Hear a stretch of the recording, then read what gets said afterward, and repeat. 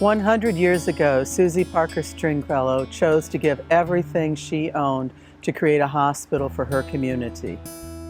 Many years later, that gift expanded to the creation of the Community Foundation of Northeast Alabama. As I was thinking about how to honor Susie's philanthropic legacy that spanned 100 years, a book arrived on my desk. Tom and Kitty Stoner conceived of the idea of open spaces, sacred places during a trip to London. As soon as I finished reading the book, I knew we could honor Susie's love of nature, faith, and community by creating open spaces and sacred places throughout the 9 counties served by the Community Foundation of Northeast Alabama. And our trustees agreed. We decided to create 2 sites per county, and applications were accepted from not-for-profit organizations and community groups. It was a competitive process, and not every proposed site was funded. Each approved site received a $10,000 grant, a very special and unique Open Spaces Sacred Places bench, and a marker that honored Susie specific to each site. Many sites contributed even more to the creation of their individual sites. Each site was required to contain 4 elements: a portal, a pathway, a destination, and a sense of surround. Other than that, they could develop whatever they wanted. Each site was required to have an anchor institution committed to the ongoing maintenance of the space. And the Community Foundation is committed to providing an additional $10,000 grant every 10 years to each site for the refurbishment and the maintenance and the upgrade of the sites.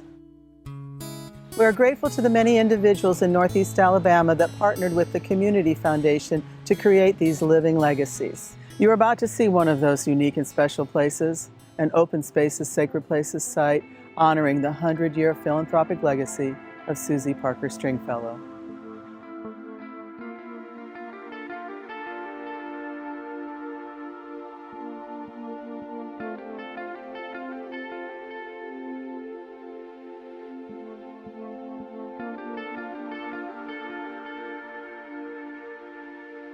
Well, yes, here we are at the McCord's Crossroads, and we are so excited about this open space sacred place. They have done an outstanding job in providing a place for the community to come, a place for the community to rest, to have a place to meditate, to have a place to gather, for families to gather. And it is a unique place in that it comes fully equipped with a walking trail, a fishing pond, and of course, a nature sacred bench. And we are excited about being a part and partners with them in Cherokee County. When you get here, you'll see a beautiful entrance with our plaque that tells all about our garden. And we also have a location that you can sit. You can walk around the garden. You can actually sit in memory and just look around. We have a book that you can sit down on the bench and actually do just write down your thoughts, and it's just a solace place to make you. It's very tranquil and very relaxing. Now we are in a very fine location here. This Homemakers Club over the years has acquired 13.63 acres of beautiful land here. So we have a lot of potential for people to come out and enjoy the garden and experience this lovely setting firsthand. When we were made aware of the grant, we knew the grant fit with what we envisioned here. We have planted over 500 plants in this garden, and we're going to be putting out several hundred bulbs. So this garden is really, it's a process and not an event.